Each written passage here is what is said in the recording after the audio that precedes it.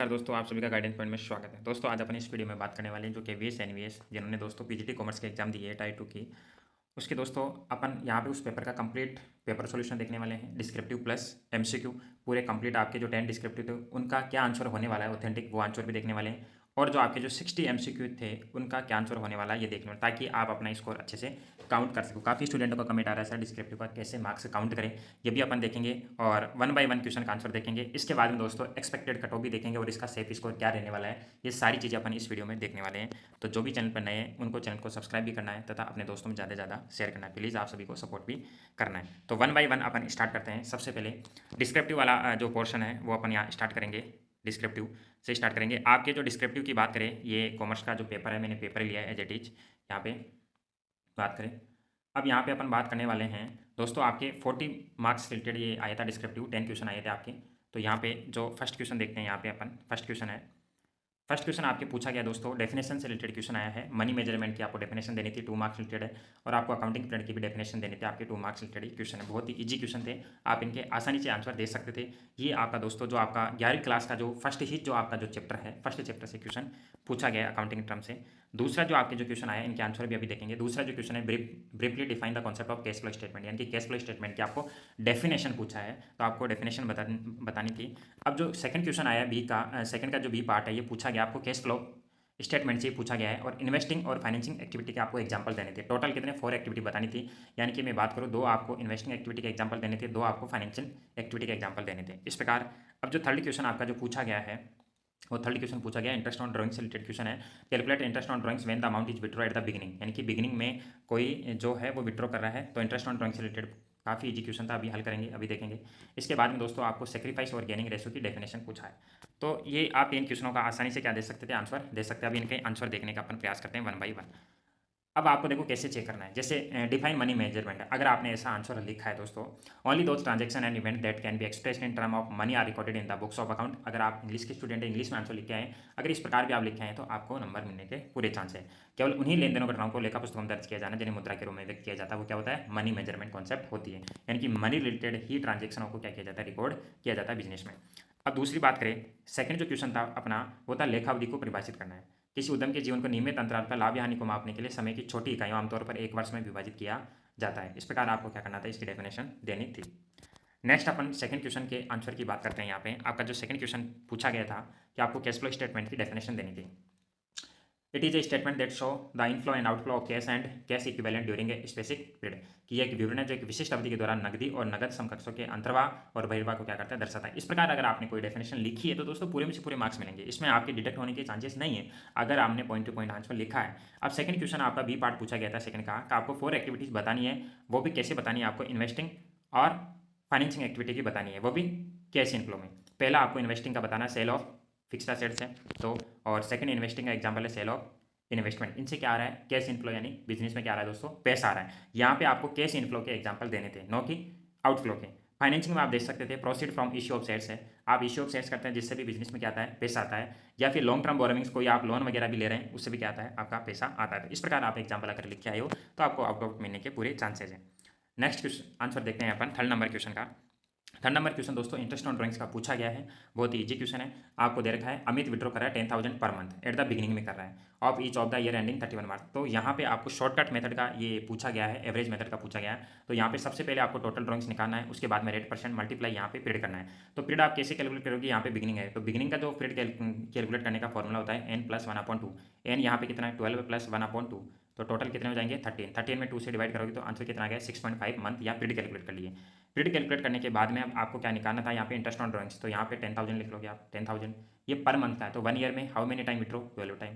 Percentage यहाँ पे देखना आपको कि परसेंटेज कितना दे रखा है। अगर आप क्वेश्चन में देखेंगे तो यहाँ पे जो आपकी जो परसेंटेज है वो 12% दे रखी होगी, तो यहाँ पे आप 12% लिखेंगे। मल्टीप्लाई पीरियड यहाँ पे 6.5 है और यहाँ पे क्या कर देंगे, यहाँ पे 12 है, तो ये पॉइंट हटाएंगे, यहाँ पे कितने हो जाएंगे 10। तो ये 10 से तो 10 ये 20 से दोस्तों यहाँ पे 20 ये कैंसिल हो जाएगी। 12 से यहाँ पे अपने ये 12 भी कैंसिल होने वाले हैं। अब आप यहाँ पे अगर मल्टीप्लाई करने का प्रयास करोगे दोस्तों, यहाँ पे 10 को मल्टीप्लाई करोगे आप 12 को, और उसके बाद में मल्टीप्लाई करना है आपको 6/5। तो यहाँ पे आप 12 से सबसे पहले मल्टीप्लाई करोगे 5 को, यहाँ 10 और यहाँ पे कैरी होगी 6, 12×5 = 60, असल की 6 और 12×6 = 72, 72 से 78, तो जो फाइनली जो आपका आंसर बनना है वो 7800 इसका आंसर होने वाला है। अगर आपके 7800 यहाँ पे आंसर आ रहे हैं तो आपका करेक्ट आंसर है। सेकंड जो क्वेश्चन है आपका दोस्तों, थर्ड में बी पार्ट पूछा गया है कि आपको यहाँ पे सेक्रीफाइस रेशियो और गेन रेशियो की क्या देनी थी, डेफिनेशन देनी थी। सेक्रीफाइस रेशियो में लिख सकते थे the ratio in which all partner surrender their share in favour of a new partner, और इसका फॉर्मूला लिख सकते थे old ratio minus new ratio. Gaining ratio की आप डेफिनेशन दे सकते थे the ratio in which continuing partner acquire the share of A retiring partner, और फॉर्मूला लिखते थे न्यू माइनस ओल्ड। इस प्रकार अगर आपने आंसर लिखा है तो आपके अच्छे मार्क्स आने के चांसेस है। नेक्स्ट आप क्वेश्चन देखते हैं डिस्क्रिप्टिव में। आपके 4 नंबर जो क्वेश्चन है वो दोस्तों आपका सेक्रीफाइस रेशियो पूछा है। 4 नंबर क्वेश्चन में क्या पूछा, आपका सेक्रीफाइस रेशियो से रिलेटेड आपके क्वेश्चन आया हुआ है, और सेकंड आपको गुडविल की क्या देनी थी, डेफिनेशन। तो ये भी इतना कोई डिफिकल्ट क्वेश्चन था नहीं दोस्तों। 5 नंबर जो क्वेश्चन पूछा गया आपको, पब्लिक कंपनी और प्राइवेट कंपनी के बीच में आपको अंतर लिखने थे, और ज़्यादा अंतर नहीं लिखने थे आपको। 2 से यहाँ पे कितने अंतर पूछे, 4 अंतर पूछे, लेकिन आपको शॉर्टकट में 4 अंतर लिखने थे। इसके अलावा यहाँ पे पूछा फीचर्स ऑफ कंपनी, यहाँ पे फीचर्स ऑफ कंपनी पूछी, 4 विशेषताएं कंपनी की, तो ये 5 नंबर क्वेश्चन है। 6 नंबर जो क्वेश्चन पूछा गया है आपके, वो पूछा गया यहाँ पे इक्विटी शेयर और डिबेंचर में आपको कोई 2 अंतर बताने थे। और यहाँ पे जो 6 का जो बी है, यहाँ पे दोस्तों issue of debenture, issue of debenture से रिलेटेड आपको यहाँ पे क्या पूछी है, टर्म से रिलेटेड एंट्रियाँ पूछी है, यहाँ आपको एंट्रियाँ देनी थी। इसका भी अभी अपन देखेंगे। और जो 7 नंबर जो आपके जो क्वेश्चन है वो कैपिटल स्ट्रक्चर की आपको क्या देनी थी, डेफिनेशन, और पूंजी संरचना, कैपिटल स्ट्रक्चर को प्रभावित करने वाले कोई 4 कारक बताने थे। और दोस्तों 8 नंबर जो क्वेश्चन है, यहाँ पे एकल स्वामित्व को क्या करना था, परिभाषित करना था, और एक एकल व्यापारिक प्रतिष्ठान के कोई 2 लाभ या 2 कमियां। तो दोस्तों ये जो सारे क्वेश्चन है ये डायरेक्टली दोस्तों आपके जो एनसीईआरटी जो है ना उसमें डिट्टो क्वेश्चन है। एनसीईआरटी में ये क्वेश्चन बार बार पूछे जाते हैं। एनसीईआरटी में जो वेरी इंपॉर्टेंट क्वेश्चन है वो डायरेक्टली आपके एग्जाम में आए हैं। अब इनका दोस्तों आंसर भी अपन देख लेते हैं, क्या आंसर होने वाला है। 4 नंबर क्वेश्चन का आंसर देखते हैं दोस्तों। 4 नंबर क्वेश्चन अगर आपने सभी ने हल किया होगा तो इसका जो आंसर है सेक्रीफाइस रेशियो 2:3 बन रहा है। अब काफ़ी स्टूडेंट इस क्वेश्चन में काफ़ी कंफ्यूज थे, तो इसका मैं आपको बता देता हूँ। सेक्रीफाइस रेशियो का जो फॉर्मूला होता है ओल्ड माइनस न्यू होता है। अब इसमें ओल्ड तो आपको 3:2 दे रखा है, बट यहाँ पे जो न्यू दे रखा है दोस्तों, new ratio between A and B 2:1 ये दे रखा है, लेकिन ये क्या है, एक्चुअल में न्यू नहीं है दोस्तों। ये न्यू पार्टनर का यहाँ पे 1/4 दे रखा है। अब यहाँ रिमेनिंग पार्टनर का होगा 3/4। अब ये 3/4 का अगर अपन ए का निकालेंगे न्यू रेशियो तो 2/3, तो यहाँ पे दोस्तों 3 से 3 कैंसिल हो गया, और इससे ये हो गया यानी कि 1/2 है ए का न्यू। और इसी प्रकार आपको बी का निकालेंगे आप 3/4 मल्टीप्लाई 1/3, 3 से करके 1/4। तो यहाँ पे दोस्तों यहाँ पे ए का 1/2 और बी का 1/4, तो ये क्या हो गया दोस्तों, न्यू है। और ओल्ड हमें दे रखा है ए और बी का 3:2, ये आप अप्लाई करेंगे दोस्तों। उसके बाद में आपका आंसर आने वाला है 2:3। काफ़ी स्टूडेंटों ने इसमें गलती की है। फिर नेक्स्ट यहाँ पे बात करते हैं अपन 4 नंबर जो क्वेश्चन, गुडविल की डेफिनेशन देनी थी आपको। Goodwill is a intangible assets representing the reputation of a firm that enable it to earn higher profit, कि साख एक अमूर्त संपत्ति है जो एक फर्म की प्रतिष्ठा का प्रतिनिधित्व करती है, जो उसे उच्च लाभ अर्जित करने में सक्षम बनाती है। इस प्रकार आप गुडविल की क्या दे सकते थे, डेफिनेशन दे सकते थे। फिर यहाँ पे बात करते हैं 5 नंबर क्वेश्चन की। आपको प्राइवेट कंपनी और गवर्नमेंट कंपनी, इनमें पब्लिक कंपनी में डिफरेंस बताना था, 4 अंतर। सबसे पहले आप अंतर ऐसे बता सकते थे मेंबर के, कि private company minimum 2 maximum 200, government जो पब्लिक कंपनी है उसमें मिनिमम 7 और मैक्सिमम नो लिमिट। डायरेक्टर है प्राइवेट कंपनी में मिनिमम 2 और यहाँ पे पब्लिक में 3। ट्रांसफर ऑफ शेयर की बात करें, जो वो प्राइवेट कंपनी होती है उसमें क्या रेस्ट्रिक्ट प्रतिबंध होता है, जबकि पब्लिक कंपनी में ऐसा कुछ नहीं है। प्रोस्पेक्ट की बात करें, पब्लिक कंपनी में प्राइवेट कंपनी में इसकी आवश्यकता नहीं होती है, not required, but public company में इसकी क्या होती है, रिक्वायर्ड होती है। इस प्रकार आप 4 इसमें डिफरेंस शॉर्टकट में बता सकते थे। नेक्स्ट अपन बात करें 5 का बी देखते हैं अपन। 5 का बी आपको कंपनी की 4 विशेषताएं पूछा है। क्या पूछा है, separate legal entity, perpetual succession, common seal, limited liability, पृथक कानूनी इकाई, स्थायी उत्तराधिकार, सामान्य मोहर और सीमित दायित्व। इस प्रकार आप लिख सकते थे। फिर 6 नंबर जो क्वेश्चन है, इक्विटी शेयर और डिबेंचर शेयर में आपको अंतर बताना था, तो ये आप इस प्रकार से दोस्तों अंतर बता सकते थे। फिर अपन यहाँ पे बात करने वाले हैं 6 का बी। अब दोस्तों 6 का बी है, इसके देखो एंट्री पूछी आपको, इश्यू ऑफ, ये दोस्तों डिबेंचर से रिलेटेड, इश्यू ऑफ डिबेंचर से रिलेटेड एंट्री पूछी है। इश्यू ऑफ 1 लाख 9% डिबेंचर 8 पर एंड रिडीमेबल 8 पर, बहुत सारे दोस्तों 8 पर दिया हुआ है तो कोई चेंज नहीं करना। सिंपल एंट्री आप इसमें ऐसे लिख सकते थे, bank account debit 1 lakh to debenture application and allotment account 1 lakh. Second entry आप इजीली लिख सकते थे, debenture application allotment account debit 1 lakh to debentures 1 lakh, simple था।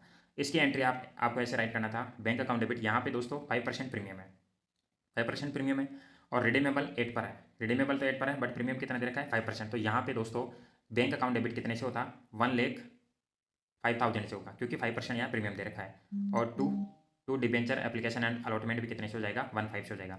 और जो सेकंड जो आपकी जो ट्रांसफर एंट्री होगी वो होगी debenture application and allotment account debit to debentures to securities premium. तो यहाँ पे ये तो 1,05,000 से हो जाएगी, ये 1,00,000 से हो जाएगी, ये कितने से हो जाएगी 5,000 से। इस प्रकार आपको एंट्री देनी थी। अब जो 7 नंबर जो क्वेश्चन है दोस्तों, वो कैपिटल स्ट्रक्चर क्या देनी थी, डेफिनेशन देनी थी। आप देख सकते थे कि किसी व्यवसाय द्वारा अपने संचालन के लिए उपयोग किए जाने वाले वित्त के दीर्घकालीन स्रोत जैसे ऋण इक्विटी के मिश्रण या अनुपात को संदर्भित करता है। नेक्स्ट क्वेश्चन देखते हैं यहाँ पे अपन 7 का जो बी वाला है, बी आपको पूछा पूंजी संरचना को प्रभावित करने वाले कौन कौन से तत्व हैं आपके। कैश फ्लो पोजीशन है, कॉस्ट ऑफ डेप्थ है, टैक्स रेट है, कंट्रोल कंसिडरेशन है। इस प्रकार आपको विशेषताएं वो पूंजी संरचना को प्रभावित करने वाले तत्व बताने थे। नेक्स्ट अपन देखिए यहाँ पे 8 नंबर क्वेश्चन। 8 नंबर जो क्वेश्चन का आपको आंसर देना था, वो एक तो आपको एकल स्वामित्व की डेफिनेशन देनी थी। ये एक व्यावसायिक संगठन का एक हिस्सा है जिसका स्वामित्व प्रबंधन नियंत्रण एक ही व्यक्ति द्वारा किया जाता है, जो सभी लाभ प्राप्त करता है और सभी जोखिम उठाता है। अब क्या इसके लाभ और कमियां बतानी थी, यानी कि इसके कौन कौन से मेरिट है और कौन कौन से डीमेरिट है। एडवांटेज है, फर्स्ट क्विक डिसीजन ले सकते हैं। सेकंड, कॉन्फिडेंटली ऑफ इन सूचना की गोपनीयता है। डिसएडवांटेज क्या है, अनलिमिटेड लाइबिलिटी है और लिमिटेड फाइनेंशियल रिसोर्सेज है। इस प्रकार आप आंसर इजीली दे सकते थे। अब दोस्तों आपके 9 नंबर क्वेश्चन क्या पूछा गया है। प्रैक्टिकल आपके ज़्यादा पूछे नहीं गए और जो भी पूछे गए हैं वो इजीली पूछे गए। तो 9 नंबर क्वेश्चन यहाँ पे दोस्तों आपको रेशियो से रिलेटेड क्वेश्चन पूछा गया है। तो ट्रेड रिसीवेबल टर्नओवर रेशियो पूछा गया है, ये इन्फॉर्मेशन दी गई थी, आप इजीली इसको क्या कर सकते थे, हल कर सकते थे। और जो 10 नंबर जो क्वेश्चन है वो पूछा गया है एडजस्टमेंट एंट्रियाँ, एडजस्टमेंट एंट्री से रिलेटेड क्वेश्चन पूछा गया, जो ये 11वीं क्लास का टॉपिक है दोस्तों। और ये जो रेशियो से रिलेटेड है ये 12वीं क्लास का टॉपिक है। तो इसके भी अपन आंसर देखते हैं। देखो 9 नंबर का जो आंसर बनने वाला है आपका, ट्रेड रिसीवेबल टर्नओवर रेशियो आपको कैसे निकालना है। सबसे पहले आपके पास टोटल रेवेन्यू दे रखा है 4 लाख डाटा है। केस जो रेवेन्यू 20%, ओपनिंग यहाँ पे ओपनिंग दे रखा है, यहाँ पे ट्रेड रिसीवेबल 40,000 और क्लोजिंग दे रखा है 120। तो यहाँ से एवरेज रिसीवेबल्स आ जाएगा 40 + 120, यानी कि 40 120 में 2 से डिवाइड करोगे 80,000। यहाँ पे क्या गया अपने पास, एवरेज रिसीवेबल्स आ गया।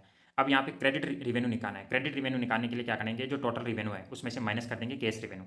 कैश रेवेन्यू ओनली 20% है, तो 4 लाख का 20% कितना होता है 80,000। तो 4 लाख माइनस 80,000 320 आ गया। अब आप फॉर्मूला अप्लाई कर सकते हो, क्रेडिट रेवेन्यू अपॉन क्या आएगा, एवरेज रिसीवेबल्स। तो यहाँ पे 320 और डिवाइड करेंगे 80 से, तो 4 टाइम्स इसका आंसर होने वाला है। जिसका भी दोस्तों 9 नंबर का 4 टाइम्स आंसर आ रहा है उसका करेक्ट आंसर है।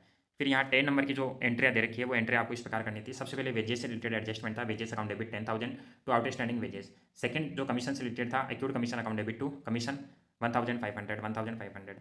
और थर्ड डेप्रिसिएशन से रिलेटेड था, depreciation account debit to furniture.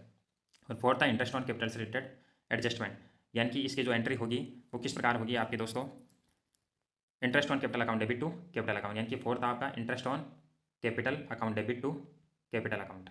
इस प्रकार आपको ये 10 दोस्तों आपके जो डिस्क्रिप्टिव थे वो कंप्लीट हो चुके हैं। अब दोस्तों अपन क्या आपके एमसीक्यू दोस्तों फटाफट एमसीक्यू के अपन आंसर लगाएंगे और आपको भी मिलान करना है कि क्या आंसर होने वाला है। दोस्तों मैं क्वेश्चन भी नहीं पढ़ रहा हूँ, मैं फास्ट ही आपके आंसर लगा देता हूँ। पहला जो मैस्लो जो हायरार्की ऑफ नीड्स है, इसका जो आंसर होने वाला है फर्स्ट ही होने वाला है।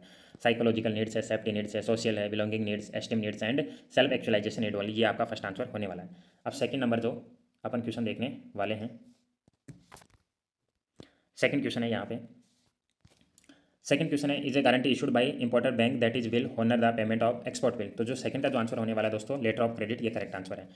थर्ड का आंसर यहाँ पे होने वाला है जो आपका मेरीन इंश्योरेंस जो कवर करता है वो समुद्र में जहाजों और कार्गो को हुई हानि या नुकसान। तो यहाँ पे दोस्तों थर्ड का जो आंसर होने वाला है सेकंड होने वाला है। थर्ड का आंसर सेकंड, इस भाई ने भी करेक्ट किया है। नेक्स्ट देखते हैं अपन 4 नंबर जो क्वेश्चन है इसका आंसर देखते हैं। 4 नंबर का यहाँ पे पूछा दोस्तों WTO से रिलेटेड, ये एमआरएस में क्वेश्चन पूछा गया था। वन ऑब्जेक्टिव बताना है, वन ऑब्जेक्टिव WTO का आपको यहाँ पे ऑब्जेक्टिव बताना है। तो इसका ऑब्जेक्टिव होना है promote free and fair international trade. Third number यहाँ पे ऑप्शन होने वाला है।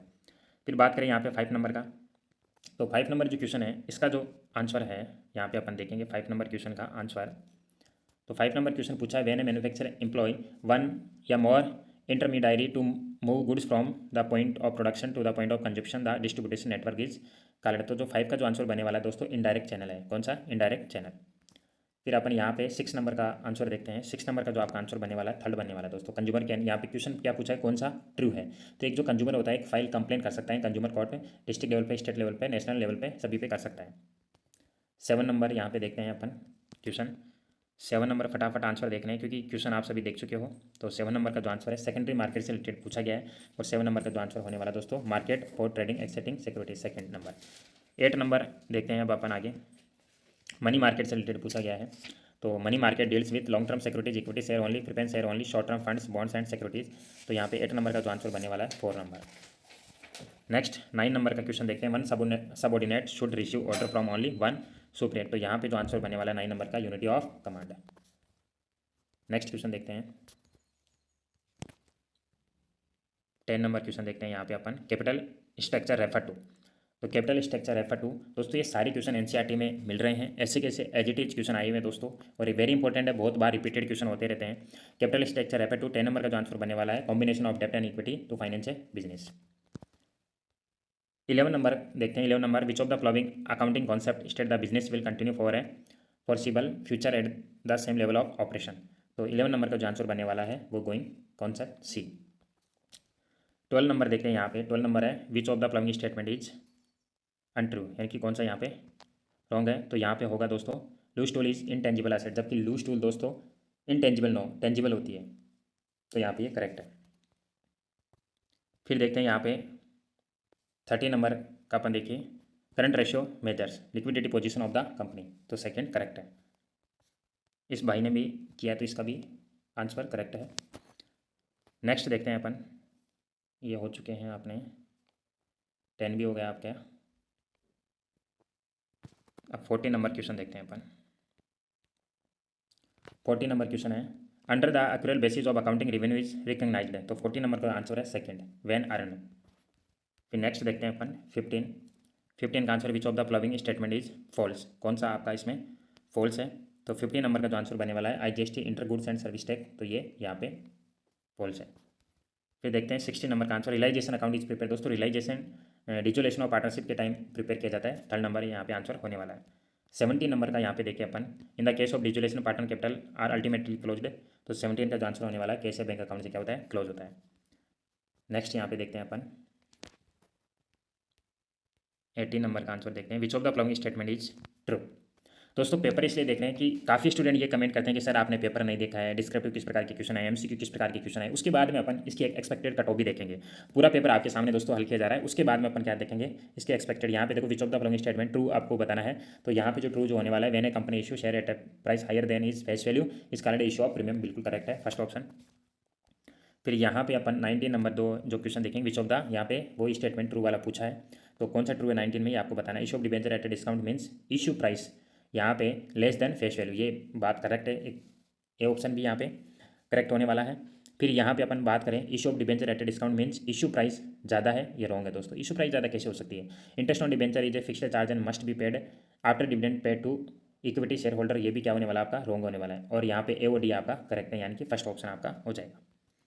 फिर यहाँ पे देखिए अपन 20 नंबर क्वेश्चन देखें कि जो कंपनी जो आपका जो एक्ट होता है 2013 विथ शेड्यूल, इस शेड्यूल के अकॉर्डिंग बनाया जाता है अनुसूची। तो यहाँ पे अनुसूची आपकी थर्ड होने वाली है दोस्तों, कौन सी होने वाली है, थर्ड होने वाली है। 20 का जो आंसर होने वाला है थर्ड नंबर, थर्ड अनुसूची के अकॉर्डिंग बनाया जाता है फाइनेंशियल स्टेटमेंट।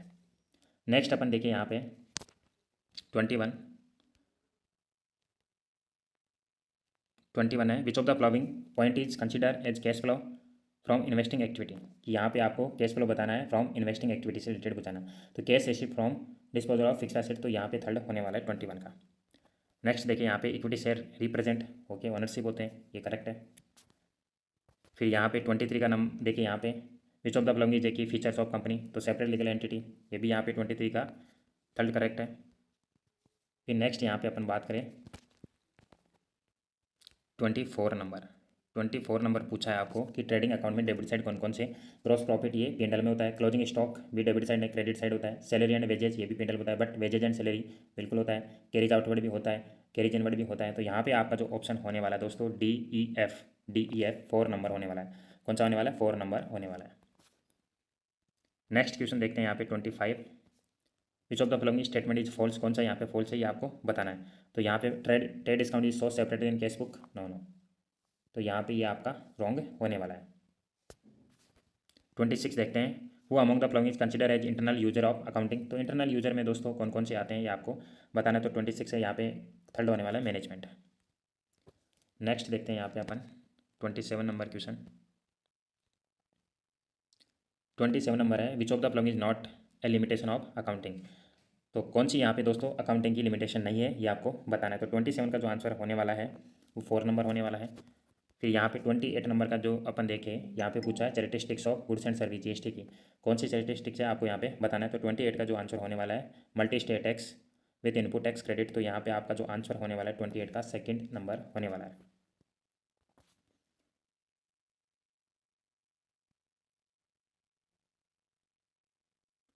28 नंबर है, which of the following point is characteristics of goods and service tax GST. तो 28 का आंसर यहाँ पे second number multi state tax with input tax credit. फिर यहाँ पे 29 नंबर जो क्वेश्चन है उसका आंसर होने वाला बैंक रिकंसिलेशन स्टेटमेंट प्रिपेयर्ड। तो यहाँ पे 29 का थर्ड है अकाउंट होल्डर। फिर है 30 number, in case of death of partner his claim is transfer to executor account. फिर यहाँ पे नेक्स्ट क्वेश्चन देखते हैं यहाँ पे 31 में पूछा गया दोस्तों आपको, यहाँ पे पूछा गया है good sold to Amit is list price आपके पास 40,000 दे रखा है, ट्रेड डिस्काउंट 10% है, 10% यानी 4,000, तो माइनस कर दो आप 4,000, तो यहाँ पे एक्चुअल में 36,000 बच गया आपके पास 36,000। अब फिर क्या पूछा है, कैश डिस्काउंट दे रखा है 2%, बट अमित पेड कर रहा है 40% इमीडिएटली, तो 36 का सबसे पहले आप क्या निकालो 40% निकालोगे, तो यहाँ पे 14,000 कितने आ जाएंगे आपके 400 आ जाएंगे। इसका आपको 2% डिस्काउंट मिल रहा है, इसका 2% क्या मिल रहा है डिस्काउंट मिल रहा है। तो यहाँ पे जो आंसर होने वाला है दोस्तों ये होने वाला है 288। काफ़ी स्टूडेंटों ने इसमें मिस्टेक की है। नेक्स्ट यहाँ पे बात करने वाले 32, किस अवधि की शुरुआत में खुदरा रोकड़े को भुगतान की गई राशि। तो यहाँ पे 32 में जो आंसर होने वाला है दोस्तों वो होने वाला है इंटरेस्ट। आप भी जानते हो कि जो पेटी कैश बुक से रिलेटेड क्वेश्चन है ये। फिर यहाँ पे discount previously allowed but later disallowed is recorded in the, तो 33 का जो आंसर होने वाला दोस्तों होने वाला जनरल प्रॉपर। 34 नंबर देखते हैं यहाँ पे, which of the following is not a nominal account. देखो nominal account discount received commission interest but debtor not come, तो यहाँ पे 34 का होने वाला है 3। फिर नेक्स्ट क्वेश्चन देखते हैं अपन यहाँ पे 35 नंबर क्वेश्चन।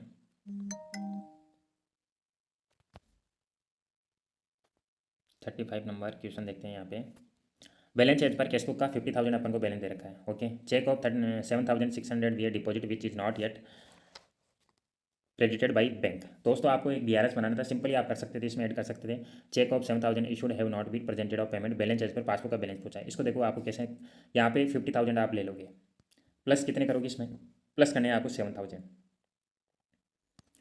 दोस्तों क्यों करने हैं आपको, देखो यहाँ पे जो यहाँ पे दोस्तों इसका एक फॉर्मेट होता है BRS का। आप इस प्रकार BRS का फॉर्मेट देखोगे तो यहाँ पे डेबिट साइड होता है, यहाँ पे क्या होता है क्रेडिट साइड होता है। सबसे पहले आपको कैशबुक का यहाँ पे बैलेंस लिखना होता है 50,000, तो आपने यहाँ पे लिख दिया 50,000 प्लस और यहाँ पे माइनस। अब यहाँ पे 7,000 जो 6 ये we deposit which is not credited, तो यहाँ पे चेक डिपॉजिट का मतलब कैशबुक में क्या हुआ डेबिट हुआ, तो आप BRS में किस साइड लिखेंगे क्रेडिट साइड लिखेंगे। अब फिर क्या हो रहा है, आप यहाँ पे नेक्स्ट क्वेश्चन आपका 7,000 इशूड कर रहे हो, इशूड का मतलब आप पेमेंट कर रहे हो, तो कैश बुक में क्रेडिट है तो BRS में आप डेबिट लिखोगे 7,000। तो दोस्तों इस साइड तो कितने हो गए 57,000 हो गए, कितने हो गए 57,000 हो गए। तो यहाँ पे अब जो डिफरेंस आने वाला है, यहाँ पे जो पासबुक का डिफरेंस आने वाला है, तो 57,000 में आपको माइनस करना था 7,600, तो आपके पास जो आंसर आने वाला है 49,400। डायरेक्टली आप कर सकते हो 50,000 में 7,000 तो आपको ऐड करने दें और माइनस करना है ये इस प्रकार। नेक्स्ट 36 क्वेश्चन नंबर देखते हैं अपन यहाँ पे पूछा गया दोस्तों, refer the learning opportunity design to help employees grow. Education है, ट्रेड है, डेवलपमेंट है, ट्रेनिंग है। तो यहाँ पे 36 पूछा है कि कर्मचारियों के विकास के लिए तैयार किए गए अधिगम अवसरों से क्या है, तो शिक्षा है, व्यापार है, विकास है, ट्रेनिंग है। तो यहाँ पे जो आपका जो आंसर बनने वाला है दोस्तों, refer to the learning opportunity design to help employees grow. Employees का डेवलपमेंट करने के लिए, ग्रो करने के लिए तो आपको क्या करना चाहिए, ट्रेनिंग देनी चाहिए उनको। फिर नेक्स्ट है, प्रधानमंत्री नरेंद्र मोदी ने किस वर्ष व्योमतीकरण की घोषणा की है, थर्ड चैप्टर में आपके बिजनेस एनवायरमेंट में, तो 2016 ये करेक्ट आंसर है 37 का। 38 नंबर क्वेश्चन देखें यहाँ पे, which type of account show debit balance only in the trial balance. तो ट्रायल बैलेंस में आपको बताना है जो डेबिट बैलेंस वाले हैं, तो यहाँ पे जो 38 का आंसर बनने वाला है रियल अकाउंट। फिर 39 नंबर जो क्वेश्चन है इसका जो आंसर बनने वाला है दोस्तों सेकंड ये करेक्ट है। फटाफट देखते हैं यहाँ पे। फिर नेक्स्ट अपन देखते हैं यहाँ पे 40 नंबर क्वेश्चन देखते हैं, if wages for installation of machinery are paid it should be debited to. तो यहाँ पे दोस्तों 40 का जो आंसर होने वाला है वो होने वाला है दोस्तों, if wages for installation of machinery are paid it should be debited machinery account, no wages account. फिर यहाँ पे बात करेंगे नेक्स्ट क्वेश्चन की 41 की, स्टैंडिंग प्लान कौन सा है आपको यहाँ पे बताना है। जो 41 का जो answer, use of activities that occur regularly over a period of time. बिल्कुल यहाँ पे स्टैंडिंग प्लान ये होता है, एक तो होता है सिंगल यूज प्लान जिसका ओनली वन टाइम यूज किया जाता है, लेकिन यहाँ पे स्टैंडिंग प्लान यानी मेनी टाइम्स बार यूज किया जाता है रेगुलरली।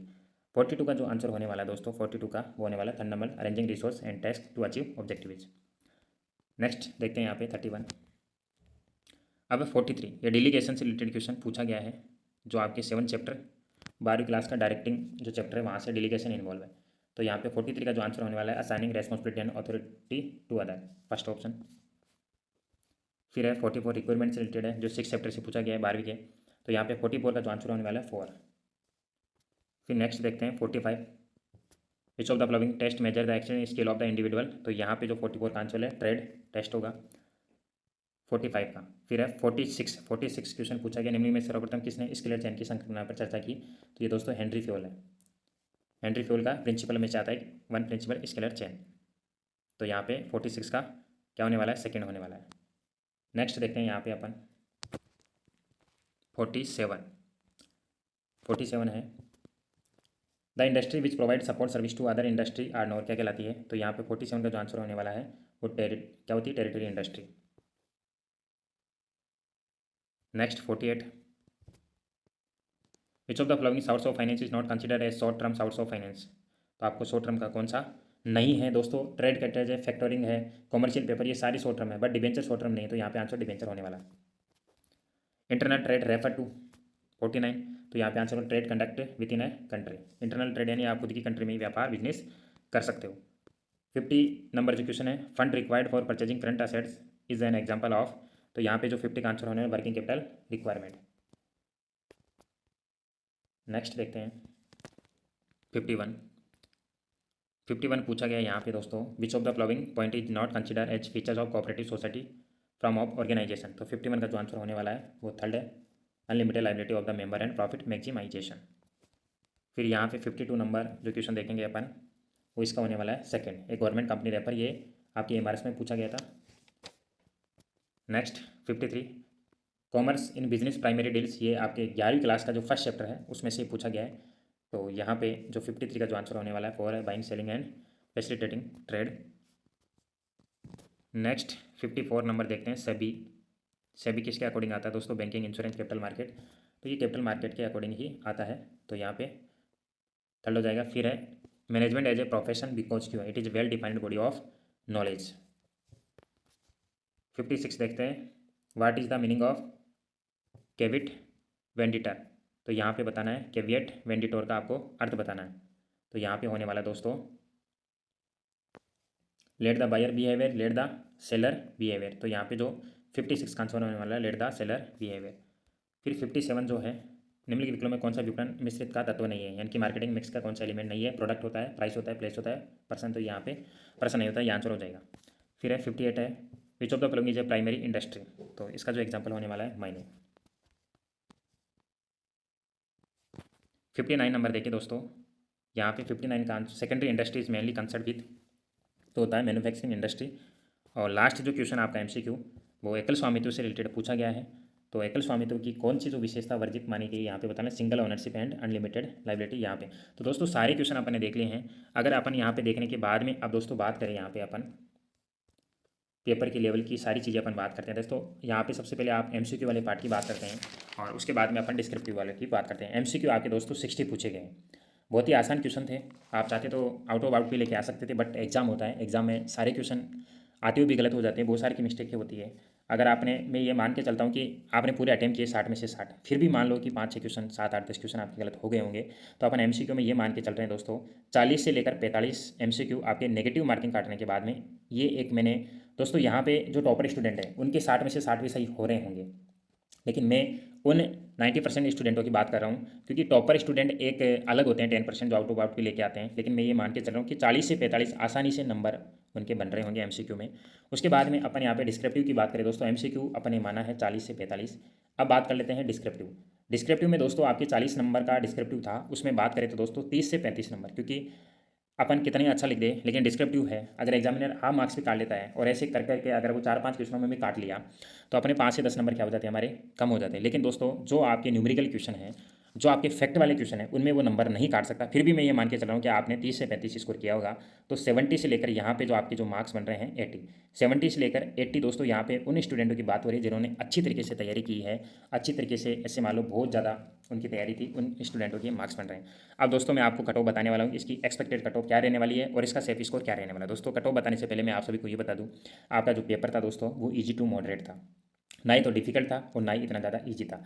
आप पढ़ के गए तब तो ये क्वेश्चन आपके लिए दोस्तों ईजी है, अगर आप पढ़ के नहीं गए तो ये क्वेश्चन आपके लिए डिफिकल्ट है। देखो कितना ही पेपर ईजी आ जाए फिर भी आउट ऑफ आउट नहीं आते हैं, क्योंकि एग्जाम में कहीं ना कहीं बहुत सारी की गलतियाँ हमारे से होने की संभावना रहती है। तो अपन ये बात करते हैं सबसे पहले। अब काफ़ी स्टूडेंट ये कमेंट करेंगे सर आप बहुत कम कट ऑफ बता रहे हैं, काफ़ी स्टूडेंट ये कमेंट करेंगे सर आप बहुत ज़्यादा बता रहे हैं। दोस्तों ना ही तो मैं ज़्यादा बता रहा हूँ ना ही कम बता रहा हूँ, आप भी अपनी सहमति जरूर बताइए। ये एक पेपर लेवल को देखते हुए अपन एक अनुमान लगा रहे हैं, अपन एक अंदाज़ा लगा रहे हैं, ताकि आप अपने आप को एक सेफ जोन में महसूस कर सकें। और अभी से आप अपने डीबी की और दोस्तों इंटरव्यू की तैयारी आप सभी स्टार्ट कर दो। 3 गुना कैंडिडेट दोस्तों बुलाएंगे। सबसे पहले अपन यहाँ पे बात करने वाले हैं कि आपकी कितनी पोस्ट है दोस्तों। यहाँ पे 96 और प्लस 43 केवीएस एनवीएस दोनों में मिला के दोस्तों 139 आपकी पोस्ट है। 3 गुना बुलाएंगे, यानी कि 417 जो कैंडिडेट है वो जाने वाले हैं दोस्तों। कुल मिला के यहाँ पे बात करें 417 लोग दोस्तों इंटरव्यू के लिए जाएंगे। तो अभी से दोस्तों आपको इंटरव्यू की तैयारी स्टार्ट कर देनी चाहिए। अगर आपके इन नंबरों के आसपास में अगर आपके नंबर बन रहे हैं दोस्तों, 4 से 5 मार्क्स ऊपर नीचे हो सकते हैं। अगर आपके कम भी बन रहे हैं तो भी आपको तैयारी करनी है, अगर ज़्यादा बन रहे हैं तो भी और कॉन्फिडेंट में नहीं आना है। तो यहाँ पे सबसे पहले अपन यहाँ पे बात करें यूआर कैंडिडेट की दोस्तों, 72 से लेकर 78 है, 72 से लेकर 78 जिनके बन रहे हैं वो बिल्कुल सेफ है, उनका फाइनली सिलेक्शन हो जाना चाहिए। ईडब्ल्यूएस की अगर अपन यहाँ पे बात करें दोस्तों, तो 70 से लेकर 75 यहाँ ईडब्ल्यूएस वाले कैंडिडेट हैं। फिर उसके बाद में बात करते हैं ओबीसी की बात करें तो दोस्तों 67 से लेकर 72। उसके बाद में बात करते हैं दोस्तों अपन यहाँ पे एससी कैंडिडेट की बात करते हैं 60 से लेकर यहाँ पे 66। उसके बाद में लास्ट दोस्तों अपन एसटी कैंडिडेट की बात कर लेते हैं। एसटी वाले तो जिनके भी 55 से कितने बन रहे हैं, 62 बन रहे हैं, उनको दोस्तों इंटरव्यू की तैयारी स्टार्ट कर देनी चाहिए। अब यहाँ पे दोस्तों सेफ जोन की बात करूँ, यूआर वाले अगर 70 प्लस है बिल्कुल सेफ है। और अगर ईडब्ल्यूएस की बात करें दोस्तों 72 है, बिल्कुल सेफ है। अगर यहाँ पे अपन एससी कैंडिडेट की बात करें दोस्तों, एससी नो सबसे पहले ओबीसी की बात करें यहाँ पे 70 प्लस है वो भी सेफ है। और अगर एससी कैंडिडेट की बात करें दोस्तों 65 प्लस है, सेफ है। और अगर एसटी कैंडिडेट की बात करें 60 प्लस है, वो क्या है दोस्तों, सेफ है। इस प्रकार दोस्तों आपको क्या करना है, अपने मार्क्स मैच करने हैं। सबसे पहले दोस्तों यहाँ पे मैंने आपको सोल्यूशन दे दिया है, किस प्रकार का आपका पेपर है आपको पता है, मेरे को पता है। ये जो कट ऑफ है दोस्तों पेपर को लेवल को देखते हुए मैंने बताइए, नहीं तो ज़्यादा बताइए नहीं कम बताइए। आप इससे कितना सहमत हो कमेंट बॉक्स में जरूर दोस्तों आपको कमेंट करना है। और जो भी चैनल पर नहीं है प्लीज़ आपको सब्सक्राइब भी करना है तथा अपने दोस्तों में ज़्यादा से ज़्यादा शेयर करना है। ये आप सभी का ही चैनल है दोस्तों, आप सभी सपोर्ट नहीं करेंगे तो दोस्तों कौन करेंगे। और आप सभी के लिए ऐसे ही लेटेस्ट जो वीडियो मैं लाता रहूँगा, तब तक आप सभी मस्त रहिए। Thank you.